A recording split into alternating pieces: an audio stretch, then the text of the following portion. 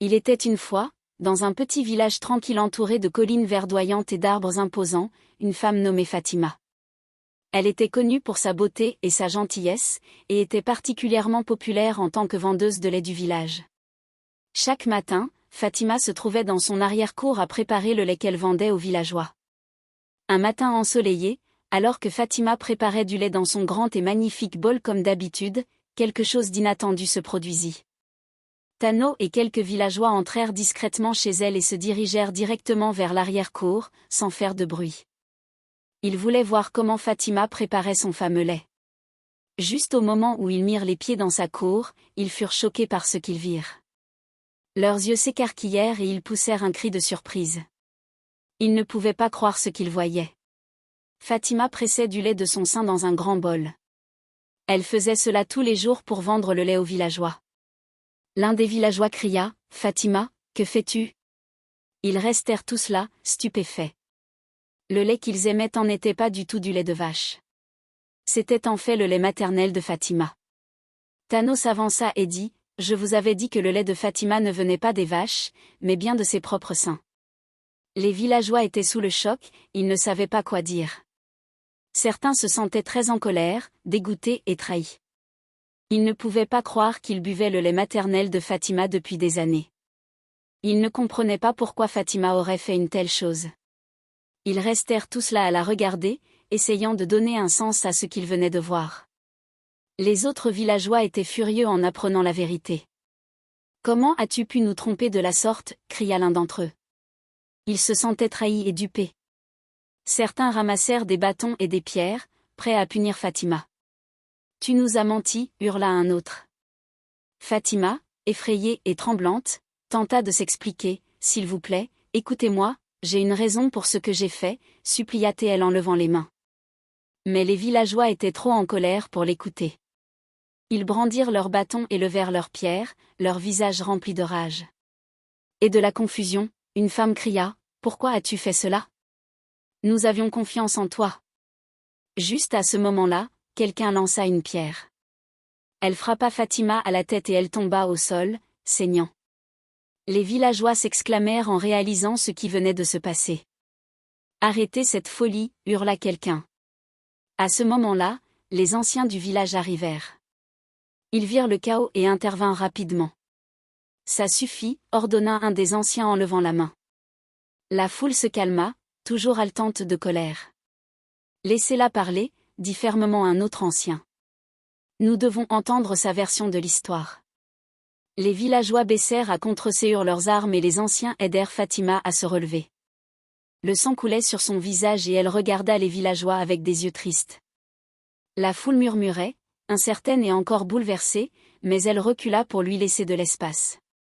Il était maintenant temps pour Fatima d'expliquer pourquoi elle avait fait ce qu'elle avait fait. Le cœur lourd, Fatima commença à raconter son histoire. Elle regarda les villageois, sa voix tremblante. « Vous me connaissez tous » commença-t-elle. « Vous vous souvenez quand j'étais heureuse avec mon mari Dogo et nos 7 enfants. Nous étions une famille aimante. » Les villageois acquiescèrent, se souvenant des jours anciens. Fatima continua son histoire, rappelant les jours où la vie était remplie de joie et de rire. « Dogo et moi étions si heureux » dit-elle, un faible sourire apparaissant alors qu'elle se souvenait. « Nos 7 enfants m'apportaient tant de bonheur. Mais ensuite, tout a changé. » Son visage s'assombrit de tristesse alors qu'elle relatait les événements tragiques. « Cela a commencé avec notre plus jeune fils, Tar, dit-elle. Il est tombé malade et malgré tout ce que nous avons fait, nous n'avons pas pu le sauver. Il était si petit, si plein de vie. Le perdre nous a brisé le cœur. » Les villageois écoutaient, ressentant le poids de son chagrin. Peu de temps après, poursuivit Fatima, Dogo est allé à la ferme.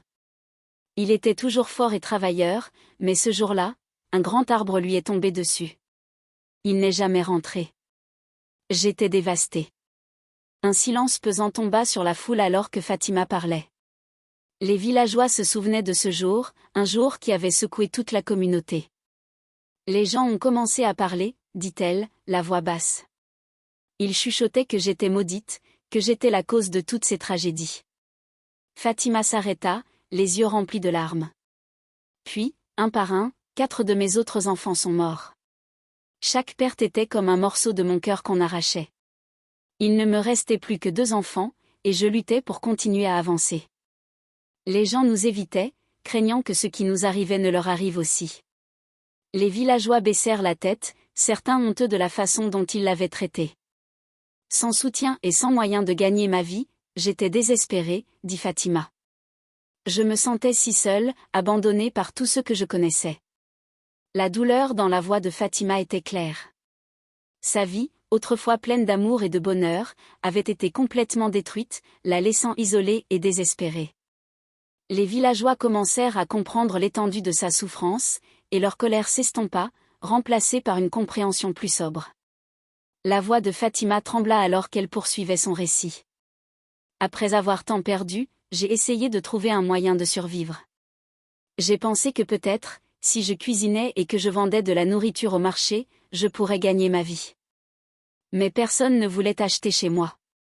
Les villageois écoutaient, se souvenant de la façon dont ils avaient évité son étal au marché.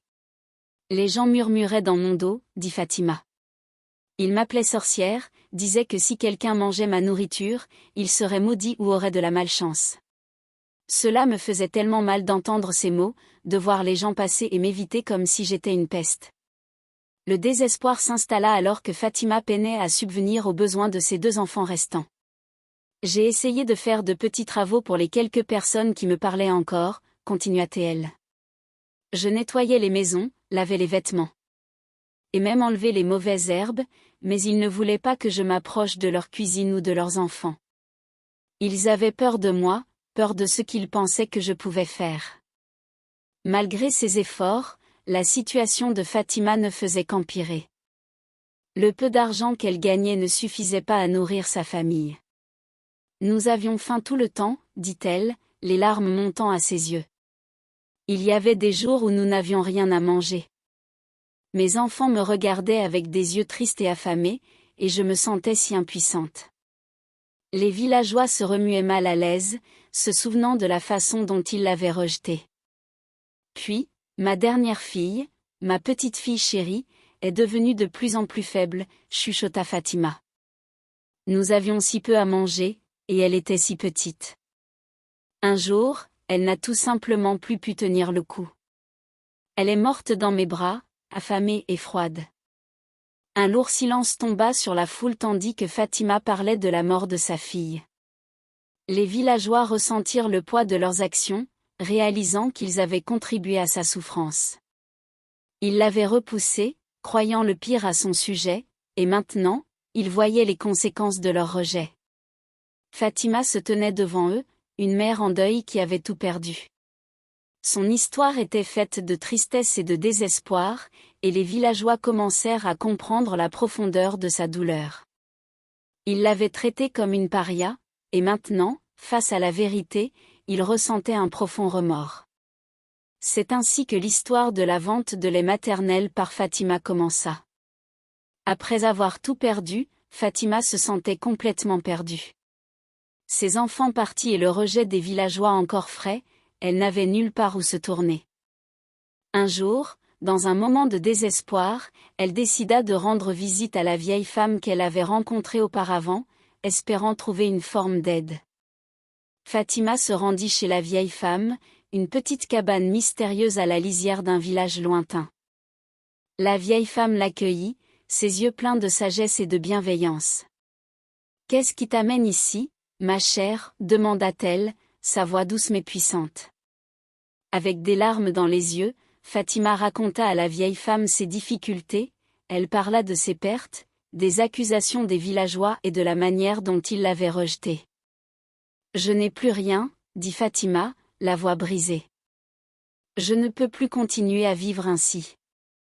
J'ai besoin d'aide, de n'importe quoi qui puisse me sauver. » La vieille femme écouta attentivement, puis hocha lentement la tête et dit, « Il y a quelque chose que tu peux faire.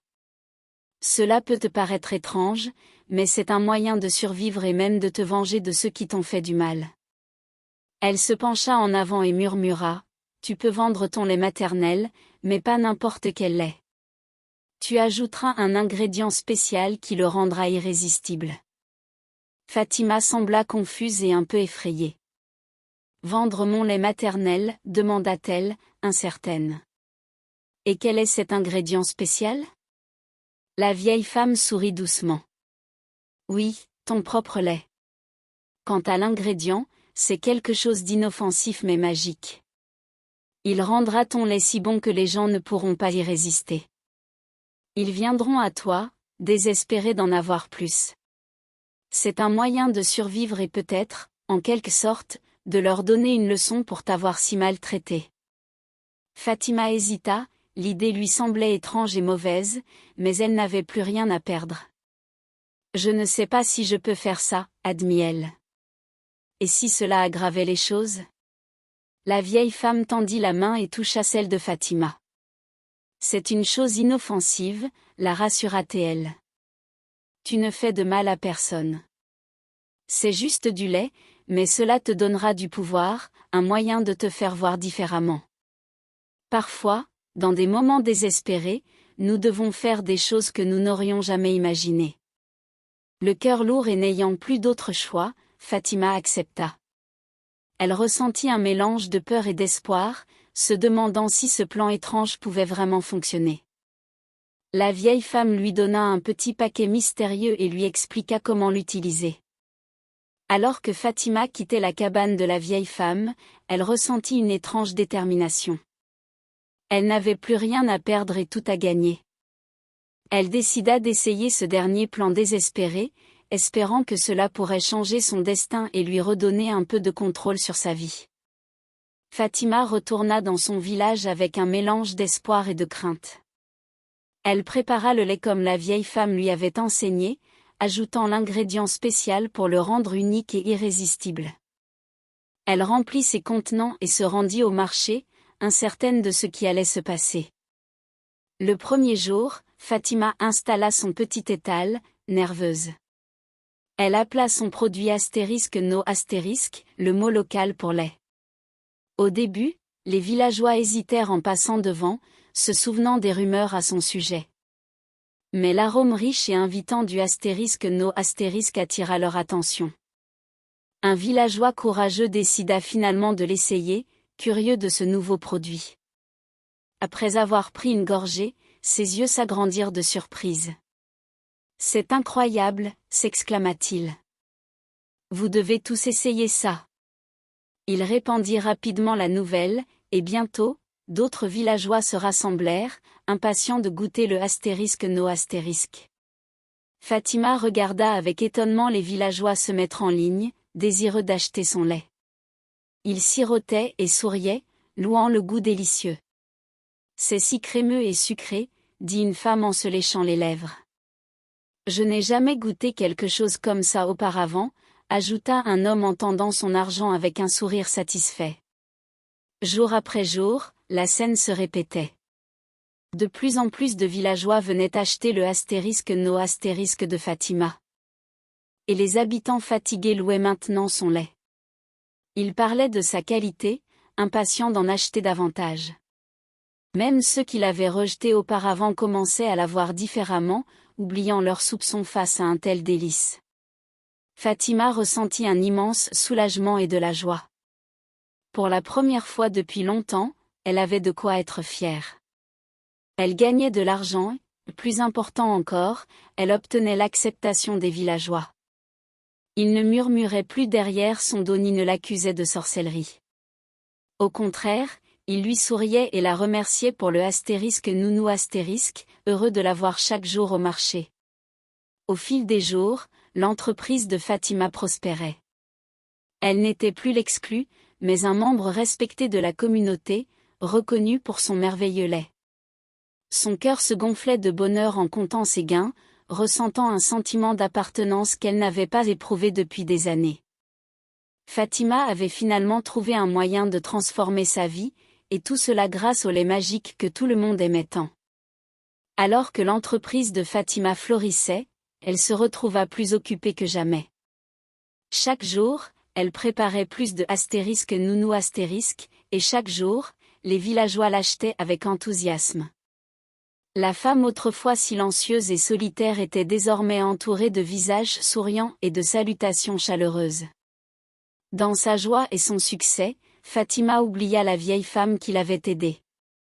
Elle ne retourna pas la remercier comme elle l'avait promis, emportée par l'effervescence de sa nouvelle entreprise. Mais elle ignorait que cela allait entraîner de gros problèmes pour elle. Tout le monde dans le village n'était pas aveuglé par le goût délicieux de son lait.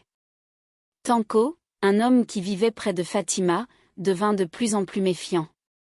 Il n'avait jamais vu Fatima aller acheter du lait de vache, pourtant, elle en avait toujours en grande quantité. Quelque chose ne collait pas, et Tanko n'arrivait pas à se débarrasser de l'idée qu'il y avait un secret derrière son succès. Tanko commença à observer Fatima de près. Il remarqua qu'elle ne quittait jamais sa maison pour acheter du lait, mais ses récipients étaient toujours pleins. D'où tire-t-elle tout ce lait, se demanda-t-il à haute voix.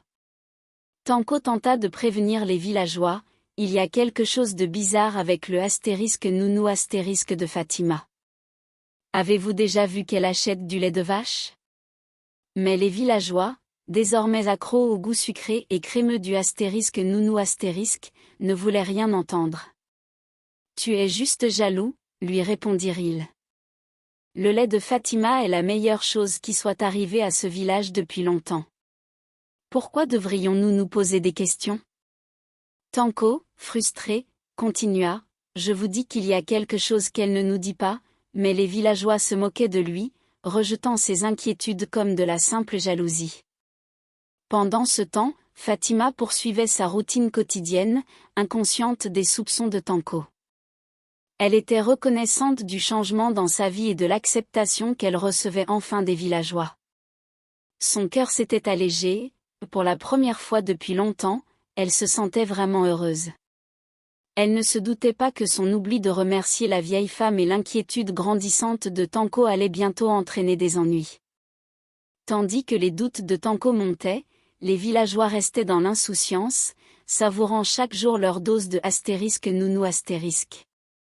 Le problème invisible grandissait, et il ne serait plus qu'une question de temps avant que la vérité éclate.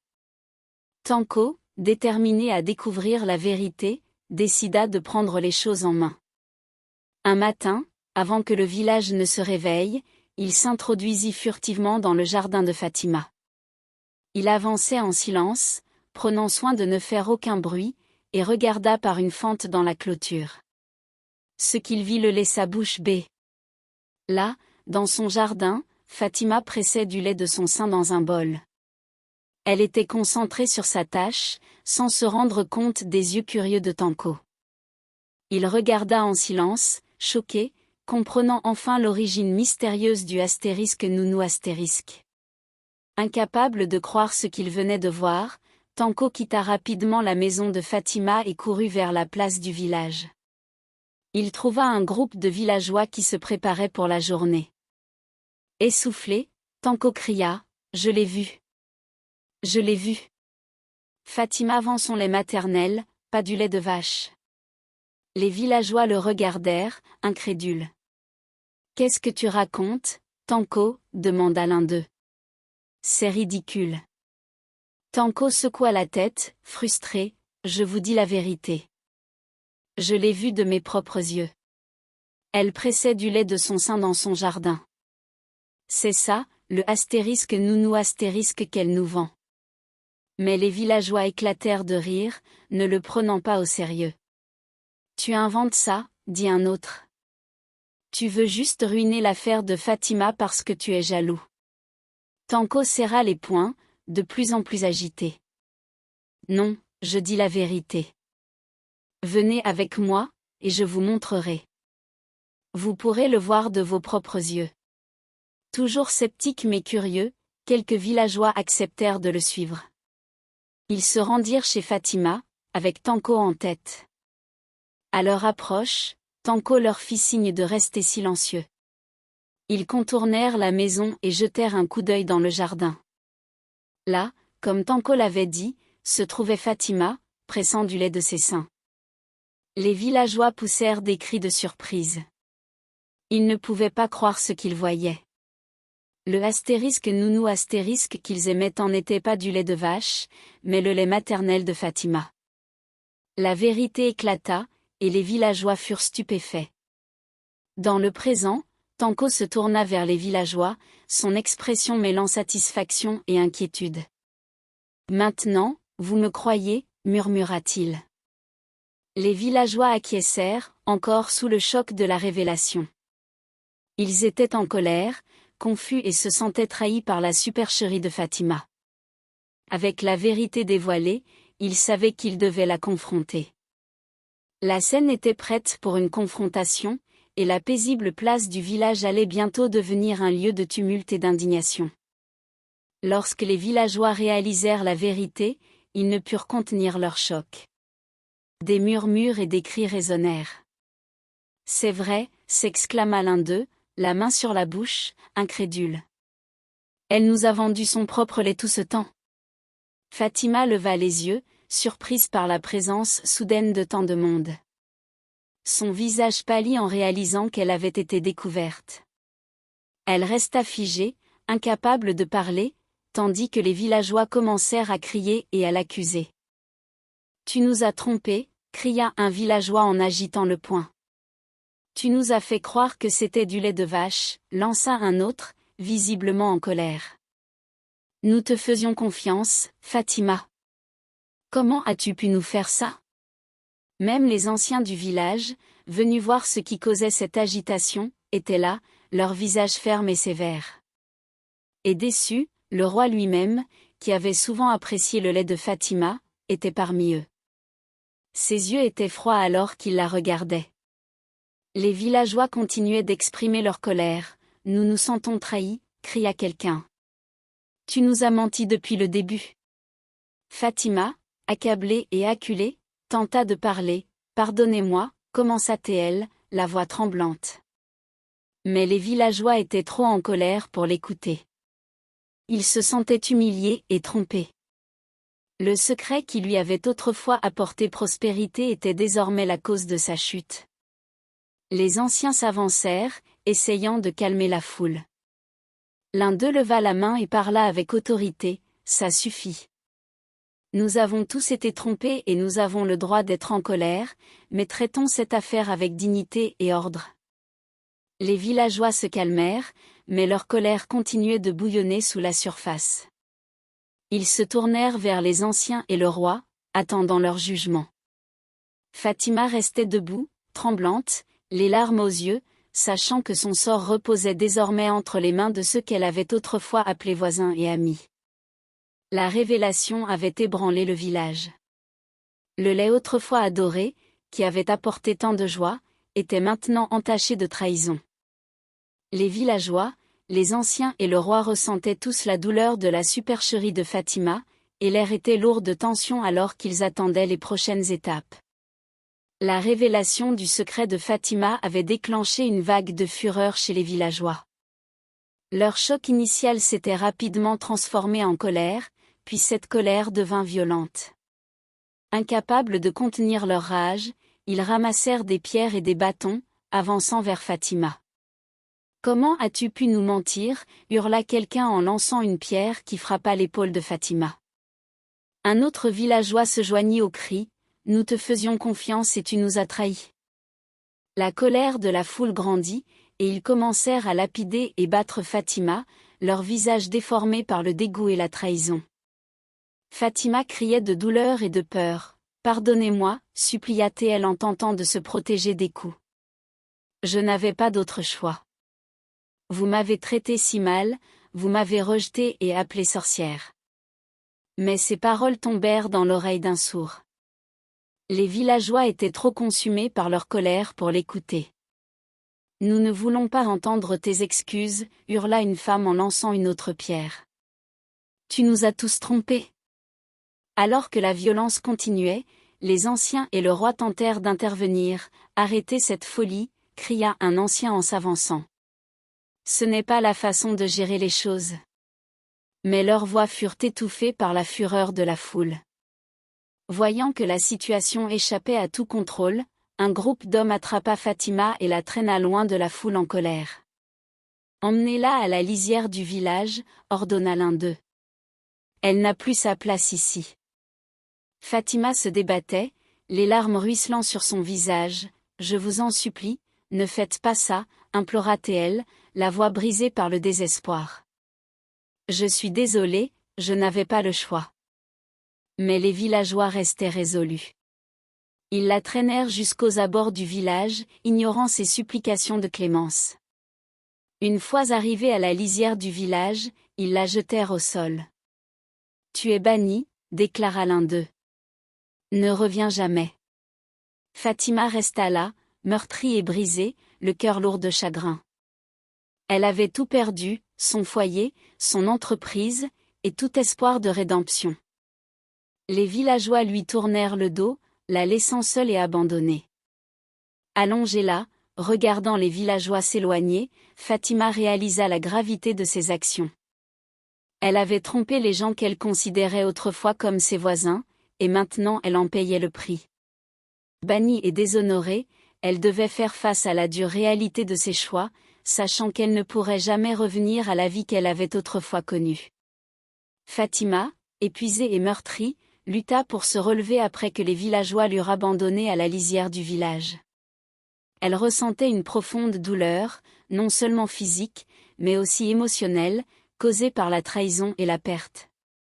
N'ayant nulle part où aller, elle décida de chercher la vieille femme qui lui avait autrefois offert une solution étrange. Peut-être que cette femme pourrait encore l'aider. Chaque pas lui coûtait, son corps souffrait et son esprit était lourd. Finalement, après une longue et difficile marche, elle arriva à la hutte de la vieille femme. Mais en s'approchant, elle sentit que quelque chose avait changé. La hutte était silencieuse et vide, la porte légèrement entrebâillée. Fatima appela, « Il y a quelqu'un ?» Mais personne ne répondit. Elle poussa la porte et entra, pour trouver la fille de la vieille femme, assise tranquillement, le visage marqué par le chagrin. « Où est-elle » demanda Fatima d'une voix à peine audible. La fille leva les yeux, la tristesse dans le regard. « Elle est partie » répondit-elle doucement. « Ma mère est décédée. » Le cœur de Fatima s'effondra.